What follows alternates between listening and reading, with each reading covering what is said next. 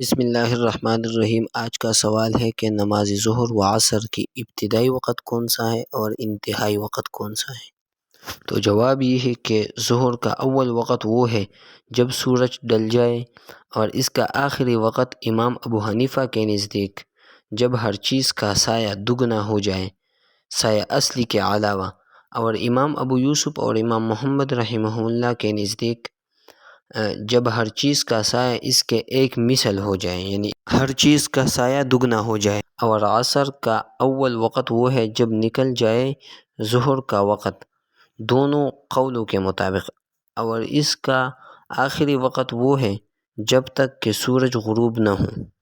وضاحت یہ ہے کہ دوپہر ڈل جانے سے ظہر کا وقت شروع ہو جاتا ہے۔ سورج نکل کر جتنا اونچا ہوتا جاتا ہے، ہر چیز کا سایہ گھٹتا جاتا ہے۔ جب گھٹنا بند ہو جائے تو اس وقت دوپہر کا وقت ہے۔ پھر جب سایہ بڑھنا شروع ہو جائے تو سمجھ لینا چاہیے کہ دن ڈل گیا۔ اسی وقت سے ظہر کا وقت شروع ہو جاتا ہے، اور سایہ اصلی کو چھوڑ کر جب تک ہر چیز کا سایہ دگنا نہ ہو جائے، اس وقت تک ظہر کا وقت رہتا ہے۔ مثلاً ایک ہاتھ لکڑی کا سایہ دوپہر کو 4 اینگل تھا، تو جب تک دو ہاتھ 4 اینگل نہ ہو جائے تب تک ظہر کا وقت ہے، اور جب 2 ہاتھ 4 اینگل ہو گیا تو عصر کا وقت آ گیا، اور عصر کا وقت سورج ڈوبنے تک باقی رہتا ہے۔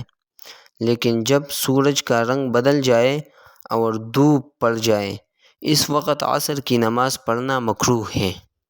رہی بات امام ابو حنیفہ اور صاحبین کے اختلاف کے، تو ظہر کے اول وقت کے سلسلہ میں تمام ائمہ کا اس بات پر اتفاق ہے کہ زوال شمس سے شروع ہوتا ہے۔ البتہ انتہائی وقت ظہر اول و وقت عصر میں اختلاف ہے۔